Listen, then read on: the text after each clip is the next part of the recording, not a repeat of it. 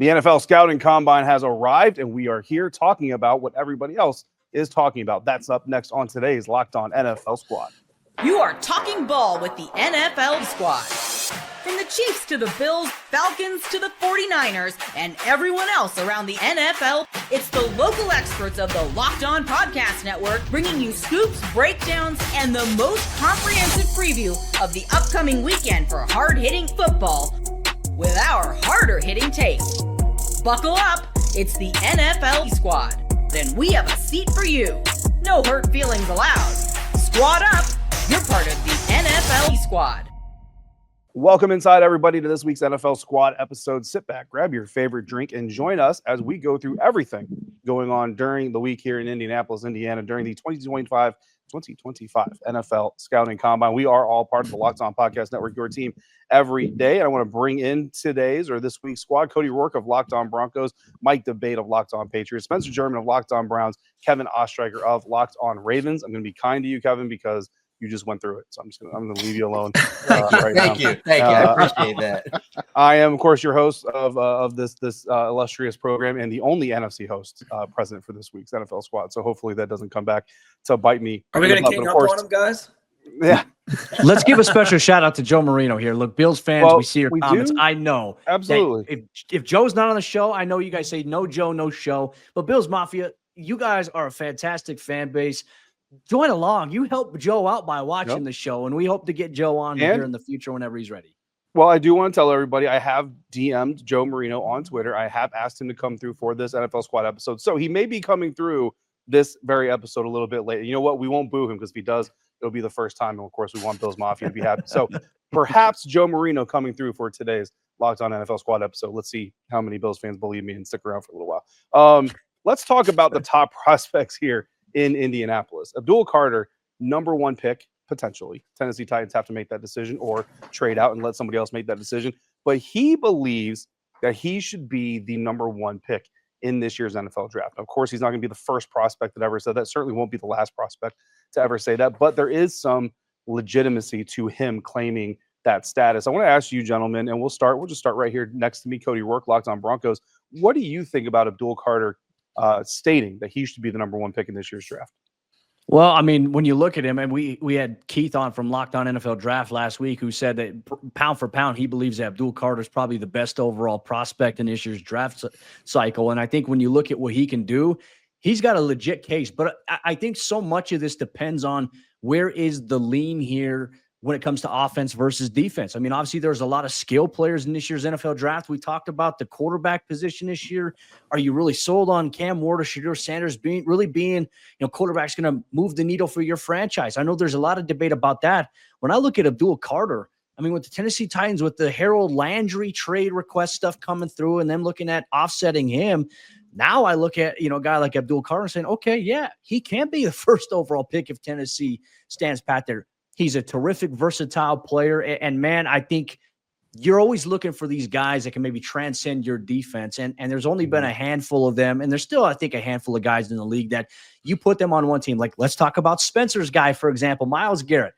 That defense in Cleveland is drastically different when he's on the field versus when he's off. And, hopefully they don't have to experience that. I know Myles wants to be out of there, but that's been the case. And Kevin, we've talked about on Locked On Ravens here on the NFL Squad show that if they can add a pass rusher, a legitimate guy there, then that defense is going to be the next level. That's going to help them get further in the playoffs. Abdul Carter is that type of guy for whoever lands him. Yeah, I mean, look, I think Abdul Carter has a really good case to make, and I'm with you on the thought process of they allow Harold Landry to kind of go out there and seek out a trade partner, because I can't lie, and maybe I'm kind of carrying a little bit over from the Chicago Bears last year, who settled on Caleb Williams in December of 2023 as the number one overall pick. But I'm kind of like, maybe the Titans have already made their decision. Maybe Abdul Carter is going to be that guy, and that's why they're letting Harold Landry go seek out a trade partner. Spencer, let's kick it over to you. Cody just mentioned it, having no quarterback, but having a defensive guy like that who you potentially build around. How valuable can that be for an NFL franchise? Yeah, I mean, I think it's super valuable. It was interesting, part of the Abdul Carter press conference today, he was asked about, everyone talks about a franchise quarterback, but what about a franchise pass rusher? And this idea that, even that position on the defensive side of the ball sort of is what a quarterback is to an offense, a defensive end, an elite pass rusher can be to a defense. I do think there's some truth in that. I still think like and I think the Browns are an example of this. The chasm between what having an elite quarterback gives you and having an elite pass rusher gives you, I think is still pretty wide, because you can have that elite pass rusher and he might be worth like, 1 or 2 wins for you, but a quarterback it changes the game. Like, I mean, David, your team is the living testament of that. Like, you get the right quarterback and all of a sudden the Commanders go from, picking number 2 overall to NFC Championship game. So yeah, like I still think that has to be the target, but I do think like the next tier down from finding that elite quarterback is finding that elite pass rusher that can wreak havoc. And if you have that, you know what it means for your defense. It just creates so many different opportunities for your offense to get the ball back, get the ball back to your quarterback. So yeah, there's definitely some truth to that. And I do think Abdul Carter feels like he fits that billing. And I love the confidence from him coming out and saying, I think I'm the number one guy in this class. I asked him a question about like people are sort of saying he's undersized, and he talked about like they might say that, but I have a lot of heart, and that's something like that can't be measured that I've never had to worry about. So I think it comes in with a lot of confidence, and any team that's thinking about taking him is going to get a player that's highly motivated and certainly highly talented. Yeah, listen, I just got done watching a 5'8" cornerback play the perimeter like he's a 6'2" dude named Mikey Sanders still.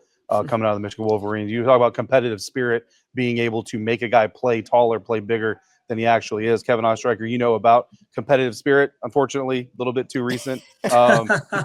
Mike Debate, a few things about teams winning Super Bowls. I know in Patriots land, right, it's been forever since the Pats won a Super Bowl. I'm sure Patriots fans are really stressing out over the lack of championships happening right now. But I want to give you a quote here from Carter. So he says, quote, defensive players impact the game just as much as the quarterback. All the teams that have won Super Bowls, they've had that one standout player. I feel like I'm that, end quote. Coming from the team that you cover, can that one standout player really be on the defense and help a team be a continuous contender for the Super Bowl? Yeah, I think it can be. And I think you've seen that with the New England Patriots dynasty. Look, there is no one that's going to take anything away from Tom Brady on my watch as long as I'll wear a headset. I will definitely say that he is the reason why the New England Patriots were what they were alongside Bill Belichick. But they do not win 6 championships without Ty Law taking that leadership role in Super Bowl 36, gaining that interception against Kurt Warner and helping that team forward. They don't win without the strong play of guys like Willie McGinnis and guys like their head coach right now, Mike Vrabel, somebody who absolutely stepped up, made plays when plays needed to be made in the Super Bowl. The greatest comeback in the history of the Super Bowl, Super Bowl 51, does not happen unless Dante Hightower knocks Matt Ryan back into the nether regions when it came to that field and allowed that team to be able to claw their way back in. So, yeah, I think that defenders absolutely have a right to say that they can change the complexity of a game, change the complexity of a run, and change the complexity of a franchise. It kind of made me think a little bit about what Viper said to Maverick in Top Gun when he says, that's it's pretty arrogant considering the company that you're in. And he looked back at him and says, I like that in a pilot. Well, that's kind of how I feel. I like that in this guy. And I really think that he's going to move forward and make some team extremely happy. Maybe it is the Tennessee Titans, but whoever gets him is going to get a guy that knows the target's on his back now. I think he knew that going in. He's ready to step up and he's ready to show the world what he can do. And I think that's exactly what you want in an edge defender.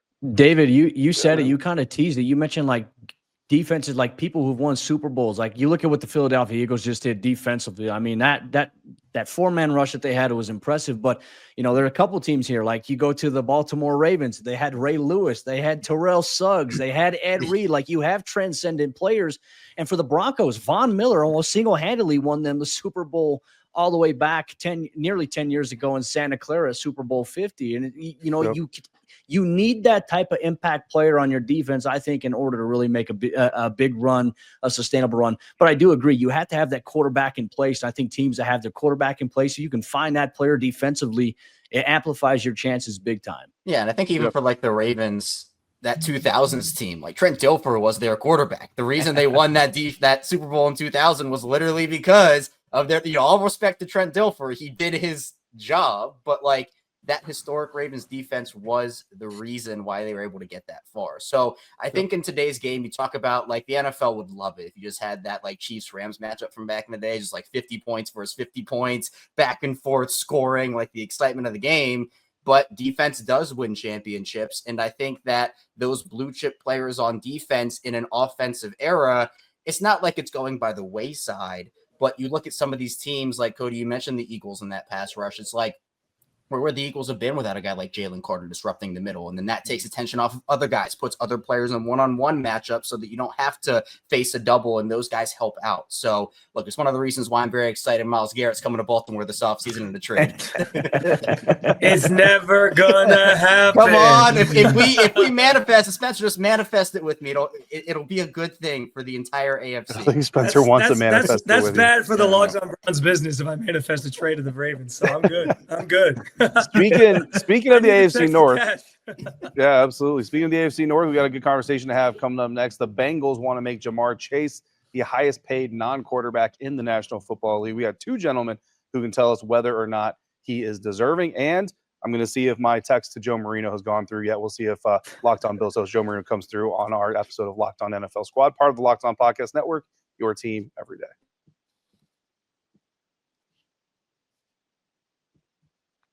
The Cincinnati Bengals want to make wide receiver Jamar Chase the highest paid non-quarterback in the National Football League. Kevin Ostreicher, Locked On Ravens. I'm just going to kick it right over to you, man, while we wait on Joe Marino to get through here. Does he deserve it? I think he deserves that and probably more, especially when you talk about from a Ravens perspective what Jamar has actually done to Baltimore. Let's go back to his two games this past season. 10 catches for 193 yards and 2 touchdowns, followed by 11 catches for 264 yards and 3 touchdowns. Over the course of his career, in just literally only 8 games, Jamar has averaged 120 yards and a touchdown in each of his games against the Ravens, 962 and 8. He is not the only reason that offense is as good as it is, but man, if you take Jamar Chase off that team, that offense, the ceiling just plummets, and the floor, I think, honestly plummets as well. Because even when you talk about the T. Higgins situation, I know we talked about that a little bit last week. You take T off of that team, I think it's still easier to find a running mate for Jamar Chase, even if it's not T. Higgins. You take Jamar Chase off that team, Jamar Chase is a generational wide receiver. You put him up in that top upper echelon of wideouts, and that's just the name of the game in this offseason. It's not just wide receiver. Obviously, quarterback, there's a whole controversy about those contracts continuing to inflate year after year. Well, with these wide receivers, it's whoever sets the market, the next guy's going to want to set the market, and then the next guy's going to want to set the market. So when you talk about, for example, the quarterback conversation, that's why you want to get those guys done early so you don't have to fork up that extra cash. Well, wide receiver is kind of the same thing. And it's why for Minnesota, like, okay, they got that Justin Jefferson deal done. Now they don't have to worry about if Jamar Chase signs. Well, what is Justin Jefferson's deal going to look like now? So, yeah, in my opinion, Jamar absolutely deserves it. It's unfortunate for the Ravens if that does end up going through because it means they have to go face him twice a year for the foreseeable future. But if you're just talking about the player, he's a heck of a player. Yeah, listen, some 4-letter networks out there like to have their panel shows just intentionally contradict each other for the sake of creating drama. So Spencer German, look, I don't want to put you in the corner here, man, but is there a reason that Jamar Chase shouldn't be the highest paid non-quarterback in the NFL? So what I'll give you is like I kind of think about this like backwards, where it's like, okay, if I'm not making Jamar Chase the highest paid non-quarterback, who is the player that you're giving that money to? I guess there's a case to be made, like if you were to go on the defensive side of the ball, like, Myles Garrett's due for a contract extension. The Browns might actually try to make him the highest paid non-quarterback in the NFL just to convince him to stay. So we'll see what that sort of shakes out like. But there's not a lot of reason to think that Jamar Chase isn't worthy of that type of contract. The bigger question has just kind of been like, how are the Bengals going to fork over the money to all these players? Joe Burrow's been really holding their feet to the fire on that, obviously. So I'm kind of fascinated to see how it all plays out once they do pay Jamar Chase, because they're going to prioritize him first and foremost. And as far as like, what's funny is like Kevin brings up the numbers against the Ravens. His numbers against the Browns are more like modest. I think he's got like over 400 yards. He only has like 62% of he's caught like 62% of his passes. He only has 3 touchdowns. In terms of like the teams in the division, that's been like his team he's done the worst against. So I haven't been quite as scarred by Jamar Chase. But I understand like the rest of the season, what he's doing, what he's putting up. What did he have, like a 264-yard game this year? Like he's phenomenal. I mean, I think honestly, as I said, like as I think about it backwards and kind of deconstruct it that way, it feels like it's either him or Justin Jefferson, right? Like those are the two that probably deserve that money. And Justin Jefferson already got paid, so of course Jamar Chase is going to try to trump him. Yeah, absolutely. Cody Rourke, Mike Debate. I want to ask you both, if not Jamar Chase, is there another player? And perhaps you go the way that Spencer just mentioned there. And for the sake of conversation, being able to be authentic, I'm not going to ask you to pick a player who deserves it more than Jamar, but let's just take Jamar Chase off the table. Jamar Chase is off the table as the highest paid non-quarterback in the NFL. Who is a guy that you think could be that person? Mike Debate, we'll start with you. Well, first of all, wait, you guys have receivers? You guys have wide receivers? It's been so long since I've had to really delve into this subject here in New England. No, I kid you not, folks. Look, bottom line, when you look at someone like Jamar and what he brings to the table, I think Spencer, Kevin, you guys have made an amazing case for the reasons why he should be. And I'm in that camp. I do believe that if you're going to make someone that next, level next to the quarterback, then it probably should be someone like Jamar, who has such an impact on Joe Burrow and that Cincinnati offense as a whole. But if you look at the way the league is structured right now, I know it's an offensive league. I know a lot of people are looking at the reemergence of the running back, and you're looking at maybe maybe tight ends becoming maybe a little bit more involved because of the Kelsey renaissance and whatnot. I still go back to what I said in the previous segment about defenders. If you have an edge defender or a corner that is someone that changes the complexity of your team, and that's the identity of your team, that could be where you go to put out the big time contract and give that player an opportunity to be the highest paid. If you're asking me who, I know you didn't put me on the spot, David, but I go to what Spencer said. I mean, it's hard to argue against Myles Garrett if you're going to go with a defender, being the highest paid player in the league as a non-quarterback. What he's done in the league since inception really is truly remarkable. And he's that guy that can change the complexity of a team just by his presence. So, yeah, I would say that someone like that could end up being. But again, receivers are a high profile position. And Jamar Chase, in my opinion, has earned it with what he's put out on the field. I mean, you make a great case for Myles Garrett, if that's in Cleveland or elsewhere. I don't know. Like if I'm looking at, another wide receiver, if it's not Jamar Chase, could it be T. Higgins? T. Higgins' estimated market value is like 25.4 average annual value per year. That's nowhere close to what Justin Jefferson or even what Jamar Chase is going to command. I'm just trying to think of another player right now that could get an extension that would make over $25 million per year in a sense, or even 30 at this point. I think there's been a lot of conversation about position valuation. Like we've seen, like a few years ago, the safety position was one of the more lucrative positions right now to pay because of the too high shell and the emergence of that. Thank you so much, Vic Fangio, for creating that blueprint. But now we started seeing the last couple of years, the safety position value has dropped financially, which has been a little crazy. We're seeing it go now to cornerbacks. Pat Surtain reset the cornerback market. And then a few days later, Jalen Ramsey gets the extension that kind of changes that a little bit there. I'm very curious to see what it could be. I mean, I know Sauce Gardner's in line to, potentially getting paid in New York. It's hard to imagine, but I don't see Sauce making more than $25 million per year at the cornerback position. That's crazy. So if any other player, non-quarterback, T. Higgins, if it's not Jamar Chase, T. Higgins has to be the next man up on the totem pole. So I have kind of a fun question here, like because a lot of the names that we're talking about, like our pass rushers, Myles Garrett's names come up a couple times, or the wide receiver position. I sort of pulled this up, Cody, while you were giving your answer, like. As you pull up like the average annual value of contracts in the NFL, obviously you got quarterbacks like 1 through, I don't know, I think like 1 through 16. But then the first highest paid non-quarterback, of course, is Justin Jefferson. Next in line is Nick Bosa. And then it's like CeeDee Lamb sprinkled in there. AJ Brown is in there. Chris Jones is in there. But there's a bunch of wide receivers after that, like Amon-Ra St. Brown, Brandon Ayuk, Tyreek Hill, Jalen Waddle. Brian Burns sort of comes into the picture here. So I guess like my question is like, as we talk about what player maybe deserves to be the highest paid non-quarterback, which of those does deserve the money? Should it be wide receiver or should it be pass rusher? Because we just spent like the whole first segment we spent talking about how those pass rushers can change the game and like how long is it going to take for maybe one to surpass the other? Because right now it seems like wide receivers get the money, but should it actually be the elite pass rushers that get the money?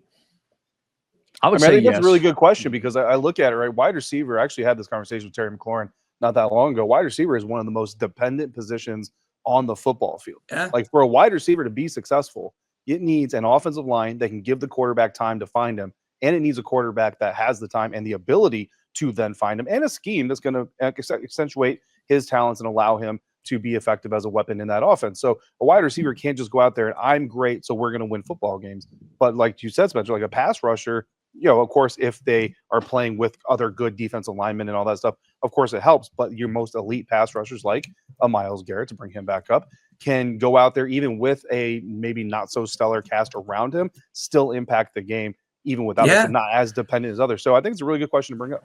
Well, and real quick off of that, David, because I'll just say, like, Myles, even in games where he's getting like double teamed, there's people at this point, teams have thrown every possible thing they can at Myles Garrett. And so, yeah, there's games where he's quiet and Browns fans, they'll jump in my mentions and be like, where the hell's Myles Garrett? Why isn't he doing anything? But like the answer to that question is like, even though he's not maybe getting the sacks or the pressures or whatever, he still is impacting the game in a major way just on his own because he's out there on the field and he commands so much attention that opens up opportunities for other people. So yeah, to your point, like, and receivers do that a little bit because if you have a good receiver, defenses are going to scheme for that guy. But I just think, like, as I think about a team going through a game plan, if you have an elite pass rusher, that is like the thing they are scheming against the entire week. Same way you would do that with a quarterback on the offensive side. So I don't know. I agree. I think it's kind of an interesting question. Yeah, I think it's certainly something to look at moving forward into the future. Something I would certainly love to know what Locked On Bills host Joe Marino thinks about. So we'll see if we can get him in here and share his thoughts on that. But first, coming up next, we're going to talk about some topics that are hot here in Indianapolis. The Tush Push, the obsession about the Philadelphia Eagles tush is hot and roaring like a blazing fire. I didn't know where I was going there. And we also got some player updates for Matthew Stafford, Harold Landry, and Jonathan Allen, all coming up next on this week's NFL Squad, part of the Locked On Podcast Network, your team every day.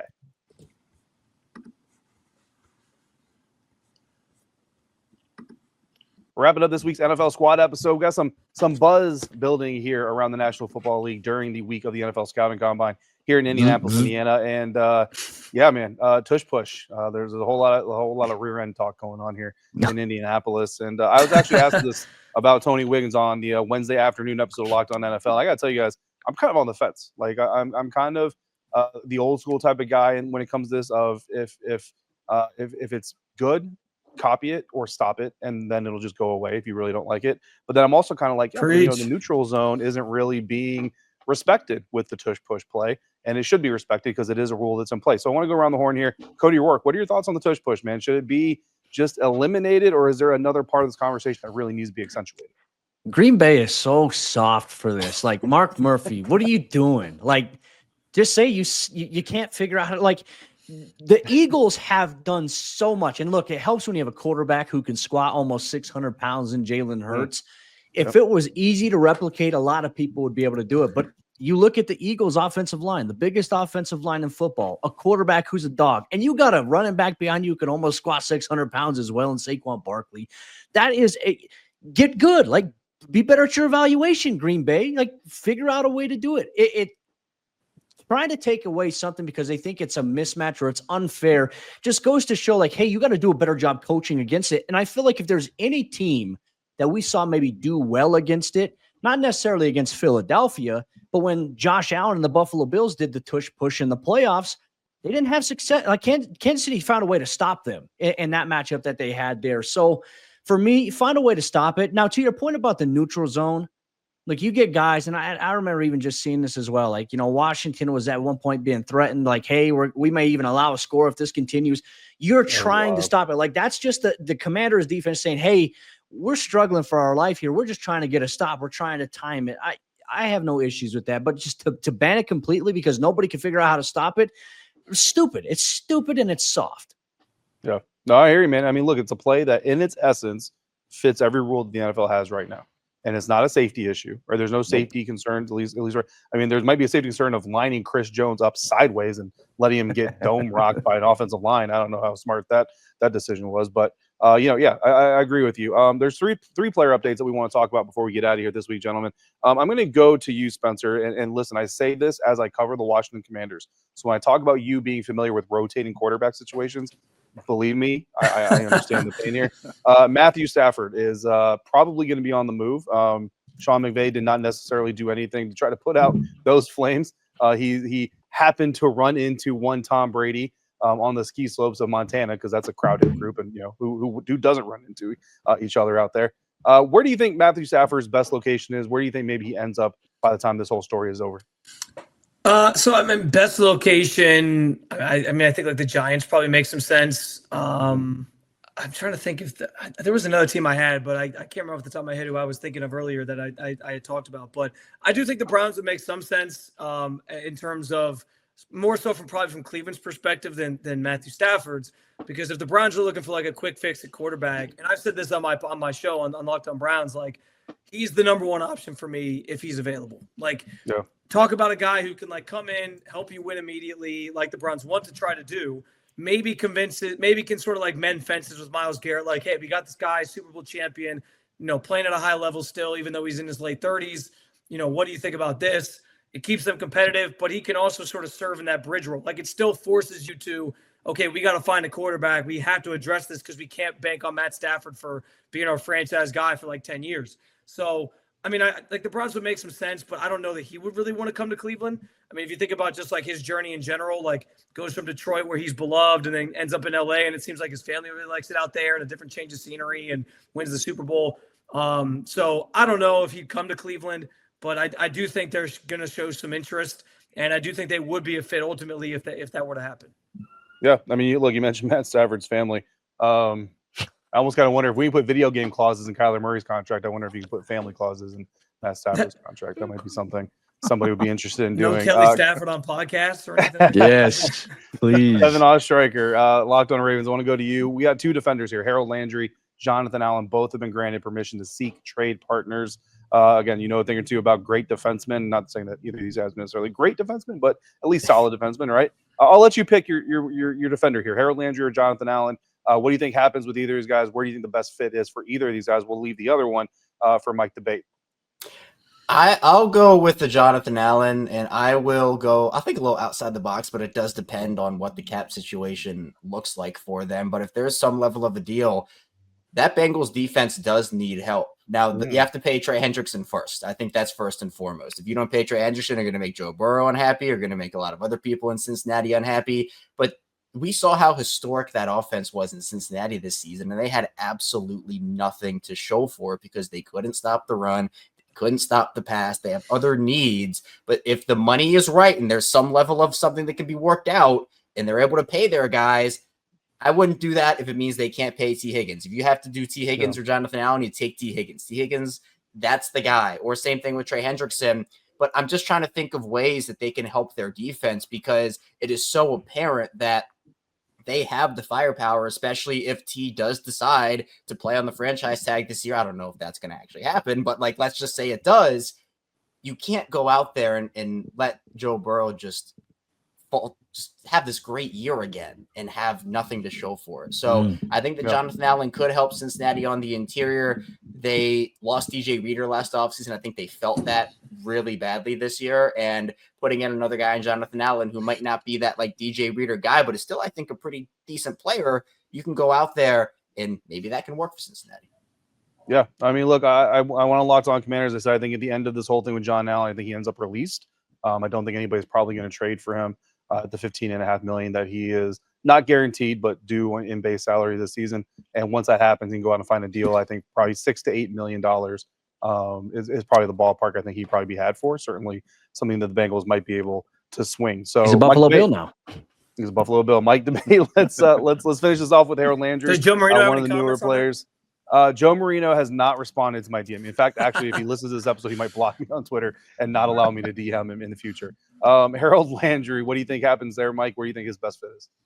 Well, as soon as Kevin mentioned Allen, that Grinch sly-like smile came over my face, and anyone that saw that knows that I believe that if Mike Vrabel and Elliott Wolf and Ryan Condon are not on the phone trying to make this happen with the Tennessee Titans right now, they're doing themselves a disservice. Look, Harold Landry, 28 years old, 31.5 sacks in the last 3 seasons, started all 17 games last year, 71 tackles, 9 sacks, 18 pressures, 4 pass deflections. By simply walking through the door in Foxborough, he makes that defense better. This is someone who played under Vrabel before in Tennessee. He played under Terrell Williams, the new defensive coordinator in New England. He knows that system. He'll be able to integrate himself immediately into that system. And at the bottom line, he's also a guy that has ties to the area, being a Boston College alum. So in my opinion, if the Patriots are willing to or trying to make this defense better, especially now with Devon Godchaux requesting a trade and the Patriots going to facilitate and allow him to go out there and to facilitate potentially a trade, this is a move I think the Patriots should absolutely do everything they can to make. It just makes too much sense for New England right now. I think Harold Landry would look very nice in a Patriots uniform in 2025. Yeah, I 100% agree. They can't. No arguments come in here. Thank you, gentlemen. Cody Rourke, Mike Debate, Kevin Ostreicher, Spencer German. Thank you for coming through, being our NFL squad this week. Thank you to everybody out there for coming through to watch or listen this week. Bills Mafia, a special thank you to you for coming through this entire episode, waiting for Joe Marino. Sorry he couldn't make it. I promise you he will be here next week. Promise you. That's going to happen. Of course, each of us is bringing you all of our best effort and content covering your favorite NFL teams. So make sure you're following, make sure you're subscribed. Don't miss a moment of all the coverage happening right here on the Locked On Podcast Network, your team every day.